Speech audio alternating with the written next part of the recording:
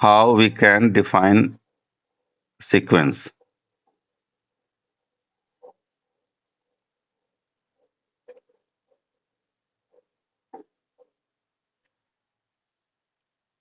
ठीक है, how we can define sequence. तो सीक्वेंस जानना हमें क्यों जरूरी है? सीक्वेंस हमें इसलिए जानना जरूरी है क्योंकि सीक्वेंस से हमें पता चलता है कि जो सीरीज फॉर्म होगा, नंबर सीरीज का जो नंबर का एक पैटर्न फॉर्म होगा, वो उसको हम लोग क्या बोलते हैं, आइडेंटिफाई करेंगे, उसका एक पर्टिकुलर नाम होगा, उसको सीक्वेंस हम लोग कहेंगे। ठीक है, it is a set of number which is written in certain order और a particular order are termed as sequence. बात समझ में आई? इट इज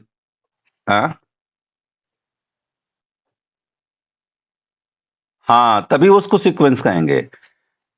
मतलब सर्टेन ऑर्डर होना चाहिए, सर्टेन पैटर्न होना चाहिए, सर्टेन उसके बीच में कोरिलेशन एक होना चाहिए, उसके अंदर बीच के उसके मतलब कह सकते हो आपस में कुछ ना कुछ संबंध होना चाहिए, रिलेशन होना चाहिए। ठीक है, दो नंबर्स के बीच में आपस में अगर वो नहीं रहेगा तो उसको हम सीक्वेंस नहीं कर पाएंगे। समझ रहे मेरी बात? जब सीक्वेंस का डिक्शनरी मीनिंग निकालोगे तो तुमको खुद ब खुद समझ में आ जाएगा कि ये कहना क्या चाह रहा है अपने आप से। हर वर्ड अपने आप से कुछ कहता है। ठीक है, वो तुमको कुछ ना कुछ वो डिफाइन कर ही देगा अपने बारे में।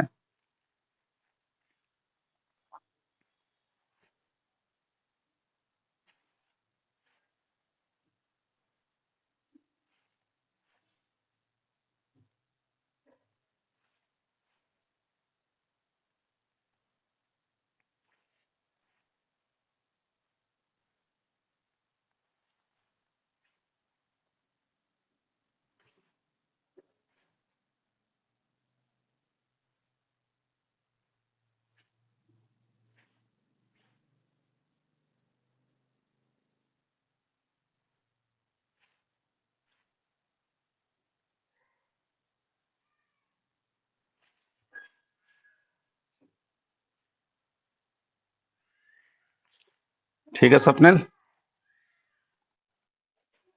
जैसे मान लो 1 है, 2 है, 3 है, 4 है, 5 है, 6 है, dot dot dot dot dot. उसी प्रकार 1 है, 3 है, 5 है, 7 है, 9 है, 11 है। ठीक है, देखोगे इसमें कुछ ना तो तुम्हें कुछ दिखेगा पैटर्न।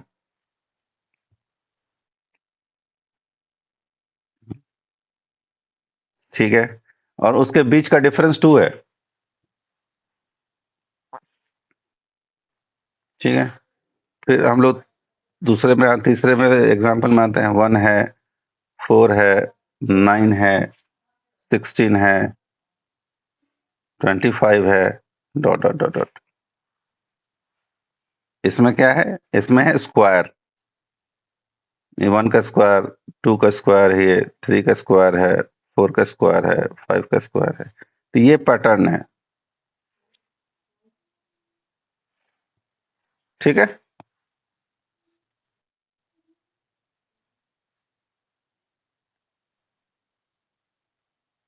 इसीलिए इसको हम लोग सीक्वेंस कहते हैं।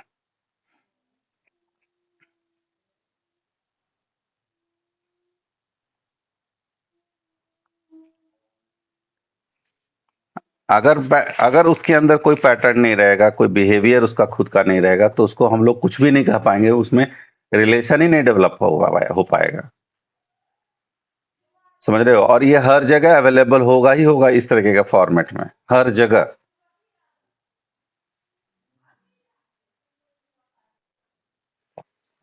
बात समझ में आया? हम्म।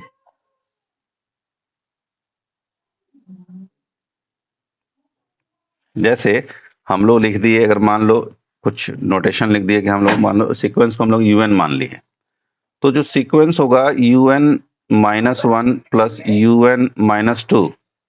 ठीक है, तो उसको हम लोग तो इसमें जो UN-1 कहने का मतलब और UN-2 कहने का मतलब है, तो ये सीक्वेंस जो होता है वो प्रीसीडिंग टर्म्स के नंबर के बीच में कुछ ना कुछ addition, subtraction, division, multiplication, square का value, square root, cube root, कुछ भी हो सकता है। ठीक है, बात समझ में आई? और the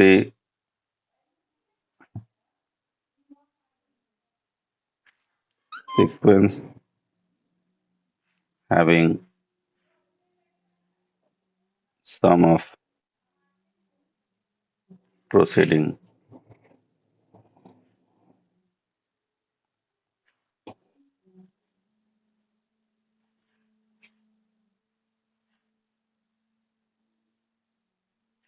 is a set of numbers written in a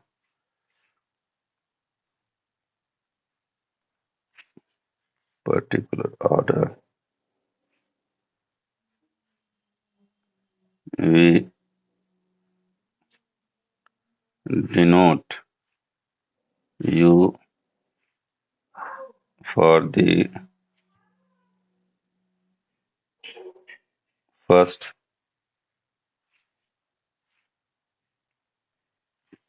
term, U2 for the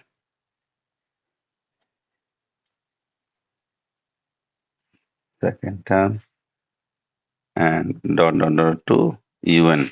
मतलब nth जो टर्म होगा उसको हम UN से हम लोग डिनोट करेंगे। ठीक है, यहाँ तक कोई दिक्कत? टर्म वी हैव टू, हाँ हाँ, कौन सा वाला?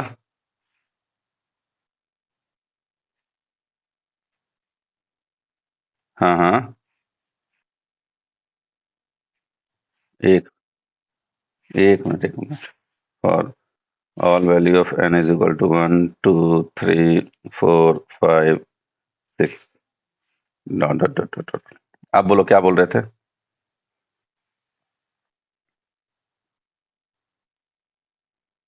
कौन सा वाला? ये वाला?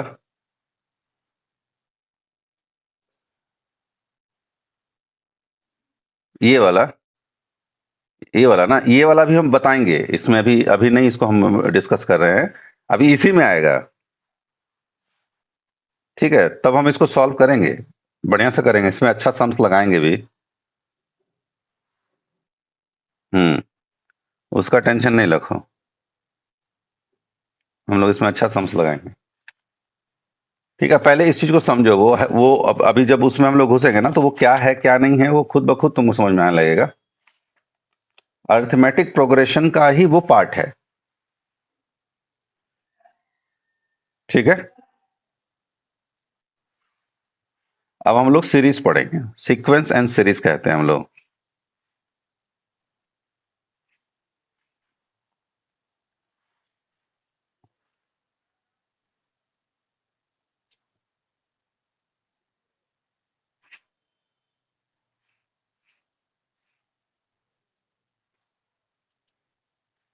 सीक्वेंस में कोई issue?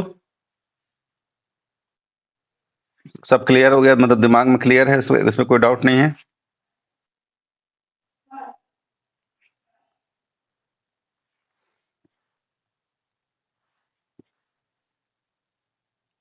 It is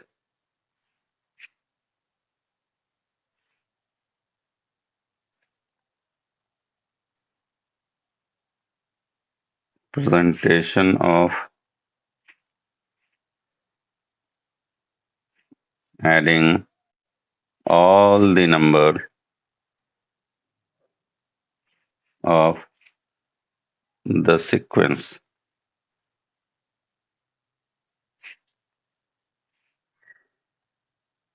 for example U1, U2, U3, U4 dot dot dot to UN। ये हमें सीक्वेंस दिया। अब जैसे ही इसको हम लोग इसके बीच में कोई भी नोटेशन डालेंगे, अगर सम उसको हम करते हैं तो उस सीरीज में कन्वर्ट होता है। ठीक है, then the series is U1 plus U2 plus U3 plus U4 plus U5 plus dot dot dot to UN। ठीक है स्वप्निल।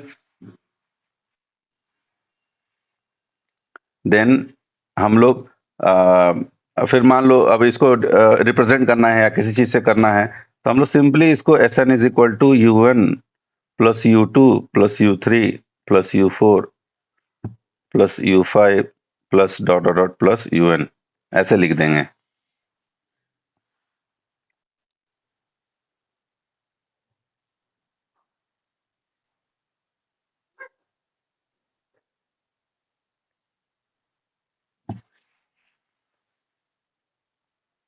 ठीक है, कोई इशू?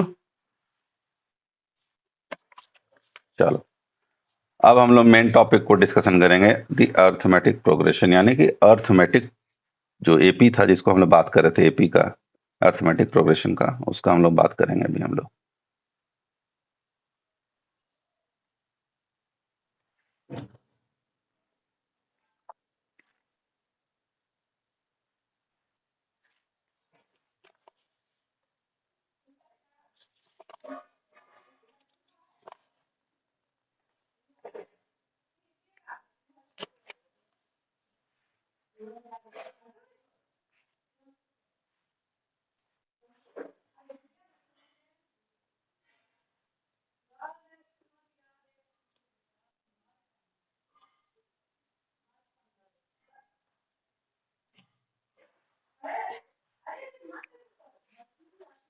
ठीक है, AP, an arithmetic progression or AP is a sequence where each new term after the first is obtained by adding a constant d called common difference to the preceding term. If the first term of the sequence is A, then the arithmetic progression is A plus D, A plus 2D, A plus 3D वगैरह वगैरह। Correct है? बात समझ में आई?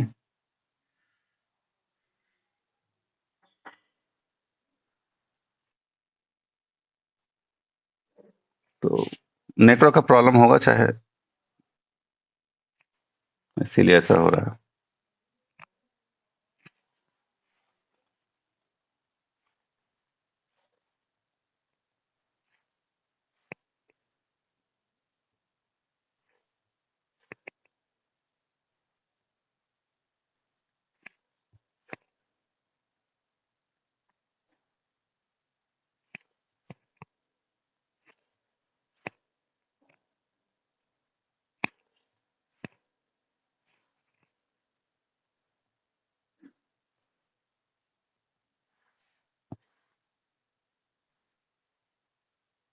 इस word को हमेशा याद रखना, constant D called common difference.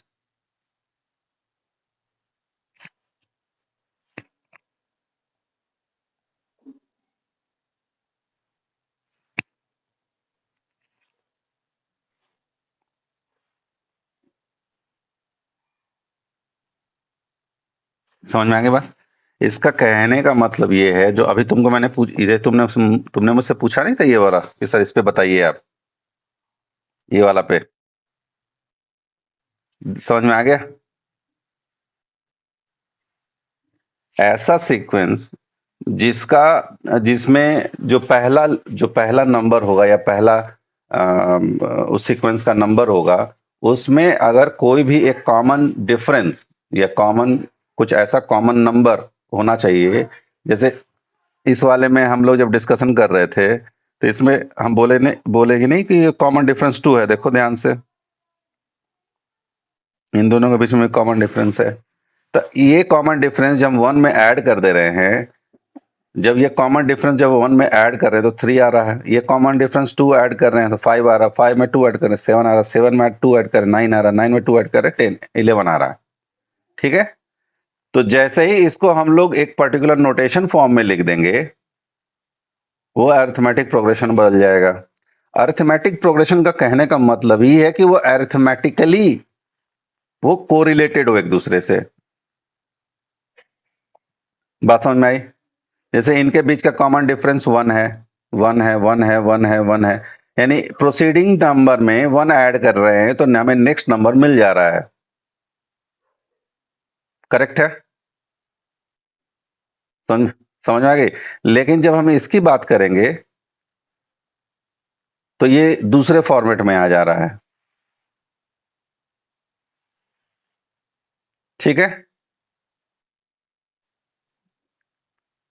क्योंकि अगर इसका तुम डिफरेंस निकालने लगोगे तो भी डिफरेंस आएगा, तो वो एक पर्टिकुलर रिलेशन में आएगा। लेकिन अगर इस फॉर्मेट की अगर हम बात करें तो ये जीपी में कन्वर्ट हो जाएगा। ठीक है, तो अब हम लिखते हैं if A is the first term of the sequence, then arithmetic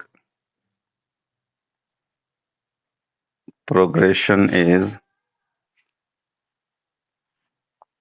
a plus d, a plus 2d, a plus 3d।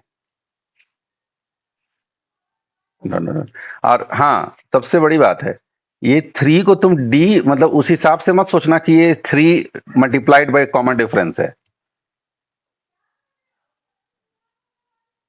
बात समझ में आ रही है?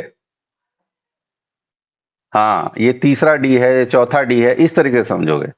ये नहीं कि 3 मल्टीप्लाई कर दिए डी में कॉमन डिफरेंस में, नहीं। समझ गए? क्योंकि अगर हम ए फर्स्ट टर्म माने हैं तो ए तो मेरा कांस्टेंट एनी टाइम जाएगा।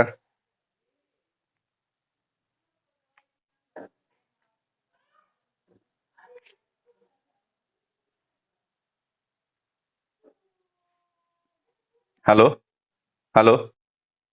ठीक है, ए मेरा फर्स्ट टर्म है, अगर उस फर्स्ट टर्म में कोई भी कॉमन डिफरेंस हम ऐड करेंगे तो जो कॉमन डिफरेंस होगा ना वो काउंट होता चला जाएगा। ये थर्ड कॉमन डिफरेंस है, ये फोर्थ जगह ऐड होके कॉमन डिफरेंस आया, फिफ्थ जगह ऐड होके कॉमन डिफरेंस आया। इस तरीके से वो हम लोग उसको डिफाइन करेंगे।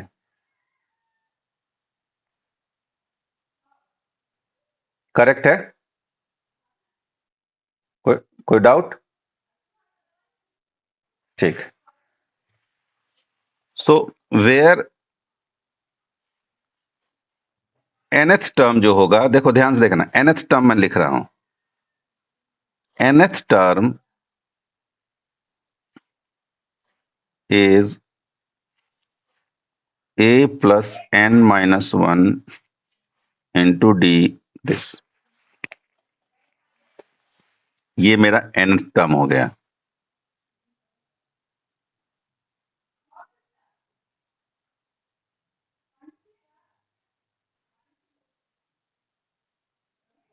ठीक है, ये फर्स्ट इक्वेशन आया मेरा। ठीक, इसी से पूरा नंबर सिस्टम बनता है। जो हम लोग वर्बल रीजनिंग में नंबर सिस्टम पढ़ते हैं ना, हम लोग सॉल्व करने की कोशिश करते हैं, जिस पे हम सम्स भी डाल रहे हैं ग्रुप के अंदर, है ना। कुछ लोग अच्छा जवाब दे रहे हैं, जैसे तुम हो गया, आकाश एक लड़का है बिहार वाला, वो भी अच्छा जवाब देता है।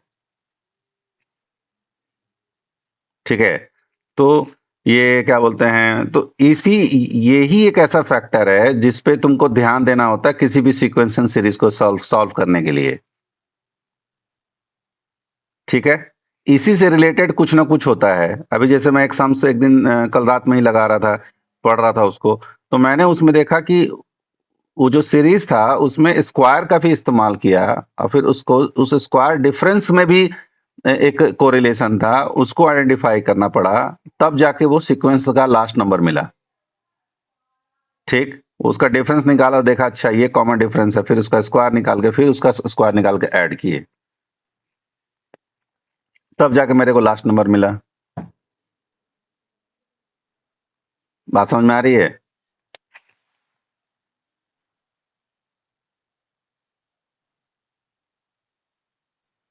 हेलो, बात समझ में आ रही है? चलो, हाँ हाँ, आवाज हल्का हल्का आ रहा है तुम्हारा, फिर कट जा रहा है। So so we can also write L is equal to A plus N minus 1 into d. आ गए हो फॉर्मूला?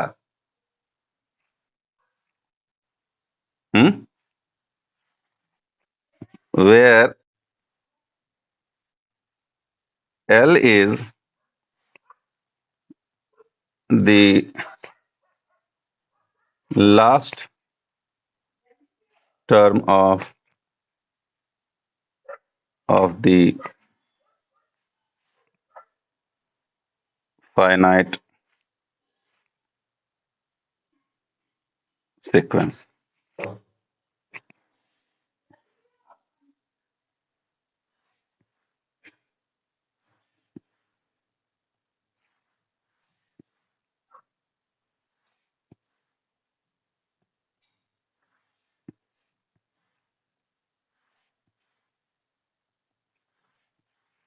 ठीक है, L is the finite last number of the finite sequence.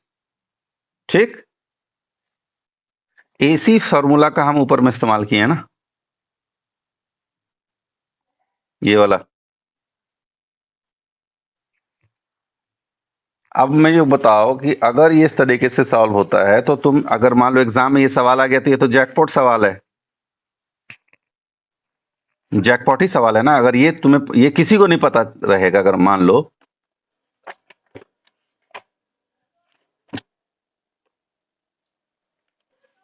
अरे सब कुछ उस, अब हम उस सम्स को लेके आते हैं, है ना। क्वेश्चन है how many from 0 to 999 are not divisible by 5 and 7। ठीक है, ये सम था। नहीं नहीं, डिविजिबल बाय आइदर, आइदर लिखना जरूरी है, आइदर का भी यूटिलिटी है, याद रखना। मैथ्स में कोई भी शब्द, शब्द को पकड़ना बहुत इंपॉर्टेंट है। अगर वो शब्द लिख नहीं रहा है, अगर शब्द डायरेक्टली लिख दिया तो फिर उसमें भी समस्या है। अगर उस वर्ड के मीनिंग को तुमने छोड़ दिया जो सवाल को सिग्निफाई कर रहा है, तो वहां भी समस्या है, मतलब वहां तुम फंस गए फिर। तो वर्ड को पकड़ के रखना बहुत जरूरी है। ठीक है, चलो अब हम निकालते हैं सीक्वेंस। ठीक है, सीक्वेंस क्या निकालते हैं कि जो 5 से नंबर डिविजिबल होगा, ठीक है, तो उसको, वो कौन से फॉर्मेट में आएगा। तो 5 से जो भी नंबर डिविजिबल होगा, चाहे तो उसके लास्ट में 5 आना चाहिए या उसके लास्ट में 0 आना चाहिए। क्यों, क्या दिक्कत? 20, 25 dot dot dot dot dot to 995। ठीक है, ये सीक्वेंस के जो नंबर है, ये 999 का लास्ट का नंबर है। तो उस सीरीज में 90 से 990 से लेकर 999 के बीच में एक 995 आता है लास्ट नंबर, जो कि 5 से डिविजिबल है। करेक्ट है?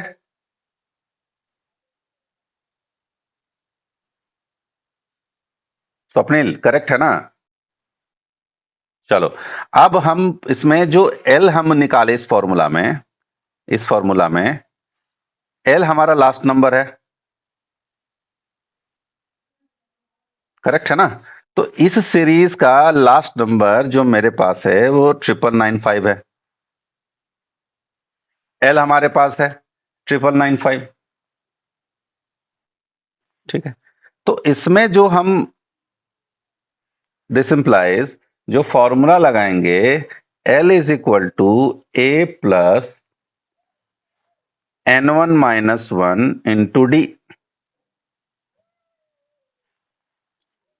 N1 क्यों? क्योंकि हमारे पास दो सीक्वेंस तैयार होगा इसमें भी, एक तो 5 वाला है, एक 7 वाला है। ठीक है, तो इसको हम लोग 999 लिख देंगे। A is the first term, तो मेरे पास फर्स्ट टर्म मेरे पास 5 है, करेक्ट है। प्लस N1 हमें पता नहीं है, D हमारा 5 है, करेक्ट है। D is equal to 5, A is equal to 5। ठीक, अब इसको हम लोग जब सॉल्व करने बैठेंगे तो मेरे पास जो इक्वेशन आएगा वो 995 इज इक्वल टू तुम्हारा, इसको हम लोग इस तरीके से लिख लेते हैं, 5 कॉमन ले लिए, 1 प्लस N1 - 1, करेक्ट है। This implies 995 this is equal to 5, ये दोनों माइनस हटके N1 आ गया, तो N1 हमारा जो हुआ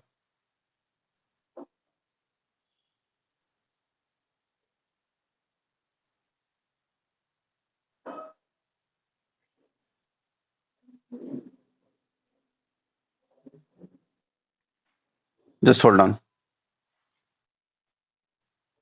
एक मिनट, यहां से N1 जो आएगा मेरे पास वो 995 डिवाइडेड बाई 5 आएगा, करेक्ट है। This implies N1 is equal to 1,999 sorry,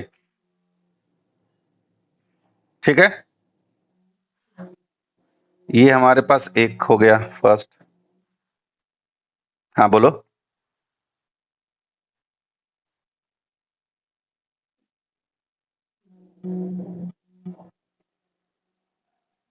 नहीं नहीं नहीं नहीं, just hold on just hold on. उसमें हम अपन क्या करेंगे ना, उसका एक सीक्वेंस निकालेंगे, है ना। उसका हम लोग एक सीक्वेंस निकालेंगे 7 का। ये बहुत फास्ट प्रोसेस है, ये तो बहुत स्लो में हम लोग बात कर रहे हैं, इसलिए हम लोग बात कर रहे हैं स्लो में, क्योंकि हमको इसको करना है स्लो में ही, क्योंकि जब तक उसको हम लोग सीखेंगे नहीं तो हम फास्ट करके क्या करेंगे हम। ठीक है, ये तो देखो, अगर हमसे अगर पूछोगे तो ये 2 स्टेप में बनना चाहिए था। समझ में आ रही बात? ये जो 2 स्टेप हमने लिखा है इसको लिखना ही नहीं चाहिए था, ये डायरेक्ट इस फॉर्म में लाके ये N1 को इस तरीके से हम लोग लिख सकते हैं, और भी बहुत फास्ट प्रोसेस होगा उसमें। जब जाओगे एग्जाम में बैठोगे तो उस समय माइंड का जो न्यूरॉन्स होता है बहुत स्ट्रांग होता है, वो बहुत तेजी से काम करता है। हैं? कैसा रहा कल का एग्जाम?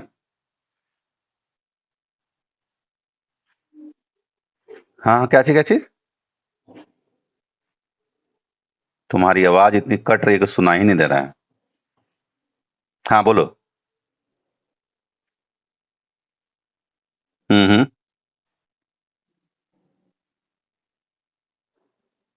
अच्छा, वेरी गुड।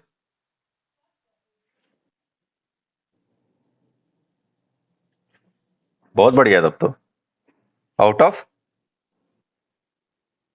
Out of 100? तो बहुत बढ़िया है तब तो।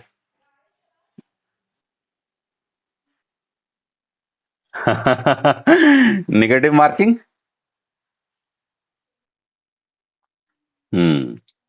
लेकिन यूपीएससी में ध्यान रखना कि हमेशा 5% का ही एरर रिस्क लेना। अभी यूपीएससी में कैलकुलेटिव रिस्क लेना,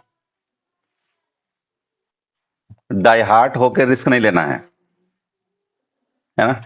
जो चीज हम समझा रहे हैं हमेशा उसको गांठ बांध के रखना, ईगो प्रॉब्लम नहीं आना चाहिए एग्जाम में, है ना, कि हम इसको पढ़े हैं तो हमसे बन क्यों नहीं रहा है।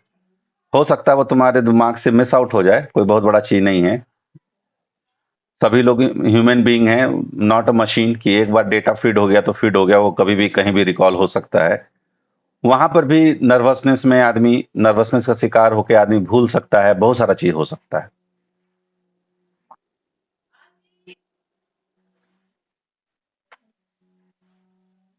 हाँ, सही बात है। चलो, अब हम लोग देखते हैं कि जो 7 से डिविजिबल होगा इस पर्टिकुलर सीक्वेंस में, 0 to 999 में, वो कौन कौन सा नंबर होगा? तो 7 होगा, 14 होगा, 21 होगा,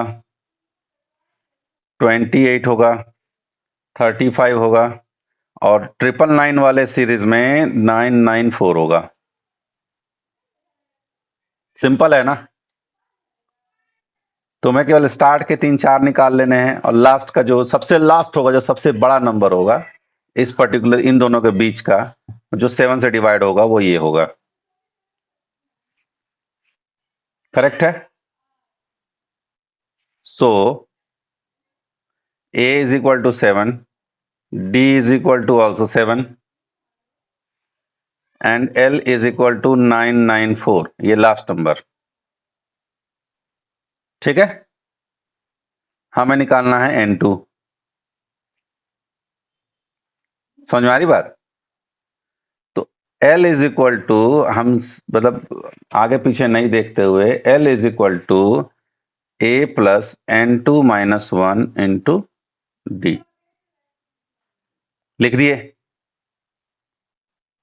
हमारे पास क्या क्या है? हमारे पास L है, तो हमने लिखा 994, दिस इज इक्वल टू, हमारे पास A 7 है, प्लस N2 हमें निकालना है, -1, D कॉमन डिफरेंस 7 है।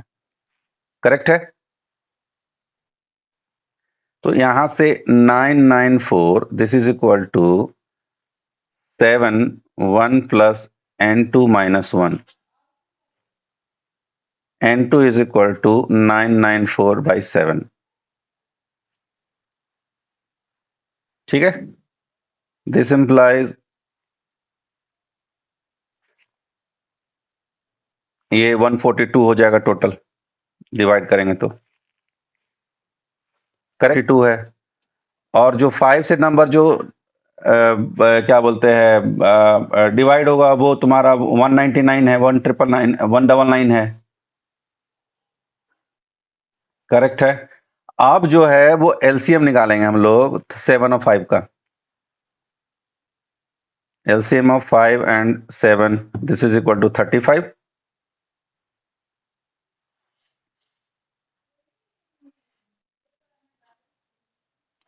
अब हम इससे निकालेंगे कि जो एलसीएम दोनों का फैक्टर भी तो डिवाइड करेगा। करेक्ट है ना? दोनों का फैक्टर भी डिवाइड करेगा। तो जब फैक्टर डिवाइड करेगा तो लेट द सीक्वेंस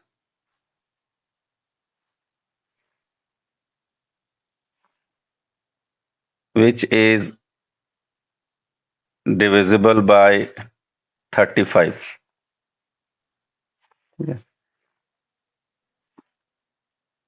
are 35, 70, 105, और जो लास्ट नंबर होगा जो डिविजिबल होगा वो 980 होगा। ठीक है? ये बेसिक सा रूल है, ये तुरंत निकाला जा सकता है ना?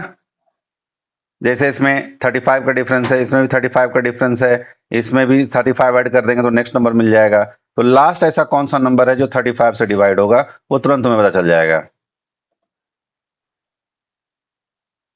बात समझ आ रही है? हाँ। अब यहाँ चालाकी देखो, चालाकी क्या करना है कि लास्ट वो नंबर जो डिविजिबल होगा 35 से, देखो सब में लास्ट में 5050 समथिंग आ रहा है, तो कोई ना कोई तो ऐसा नंबर होगा जिसके अंत में 5 होगा चाहे 0 होगा, जो डिविजिबल हो जाए कंप्लीटली 35 से। बात समझ में आ रही है?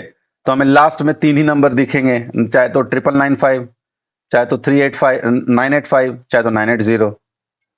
जो डिविजिबल हो जाए वो लास्ट नंबर हो जाएगा।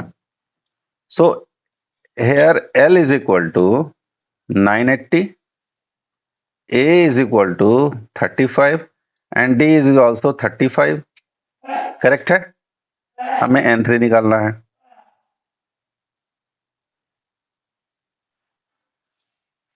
ठीक है स्वप्निल? तो using formula L is equal to A plus N3 minus 1 into D। अब मुझे तुम बताओ, अगर ये सीक्वेंस ऑफ सीरीज नहीं पता हो तो ये सम्स बना पाएगा, नहीं बना पाएगा कोई? वो दिमाग लगाता रह जाएगा, लगेगा ही नहीं दिमाग।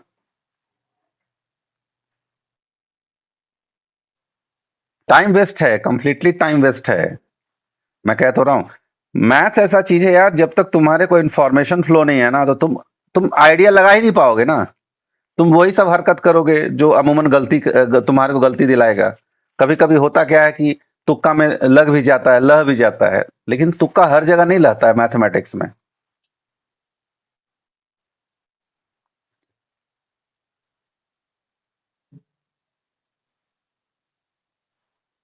ठीक है, तो N3 is equal to 980/35। Correct है? तो इसको डिवाइड करने पर हमें टोटल जो N3 आएगा वो 35 आएगा, 28 आएगा, सॉरी। ठीक है, डिवाइड करोगे तो 28 आएगा। करेक्ट है? ठीक। अब हम जो लिख रहे हैं, सो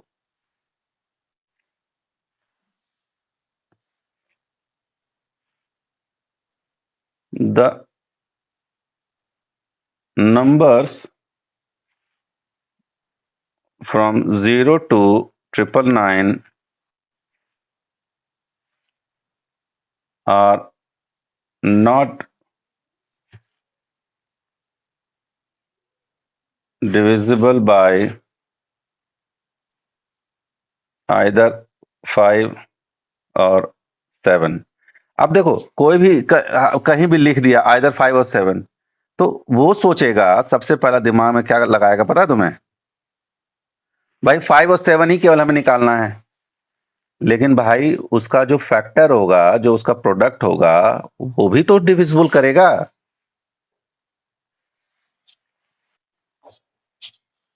उससे भी तो निकालना है कि उसमें कितना ऐसा नंबर है जो डिविजिबल हो जाए। ठीक है, तो अब हम 999 minus N1 plus N2 plus N3, sorry,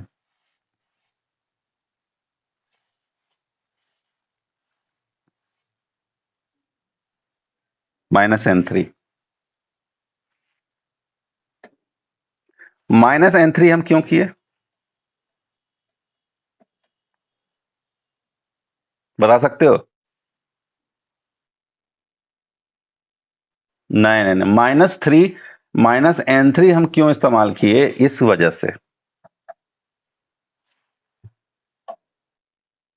हाँ, आइदर 5 होना चाहिए और आइदर 7 होना चाहिए। तो 28 ऐसा नंबर है जो 7 और 5 और 7 दोनों से डिवाइड हो रहा है।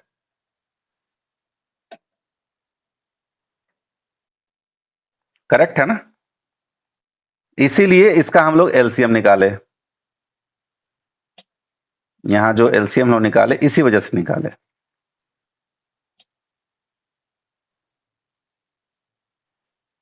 बात समझ में आ गया?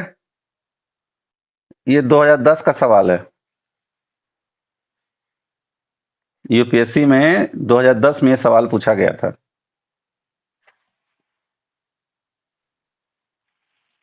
और ये आज ग्रुप में ये प्रॉब्लम मैं डालने जा रहा हूं। इसे मैं देखना चाह रहा हूं कितने लोग इसको सही करते हैं। ठीक है, तो इसको हम लोग इस तरीके से लिखेंगे,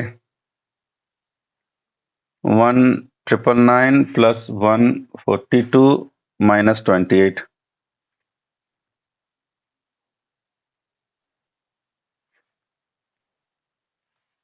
313। दिस इंप्लाइज, इसको माइनस करेंगे तो टोटल तुम्हारा आ जाएगा 6, 8, 6।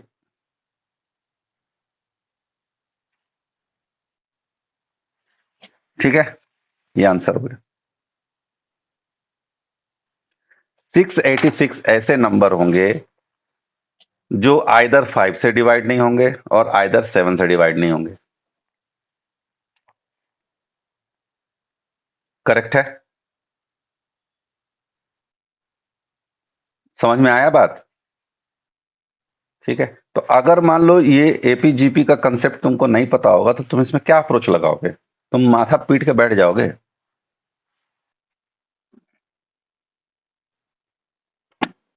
ठीक है।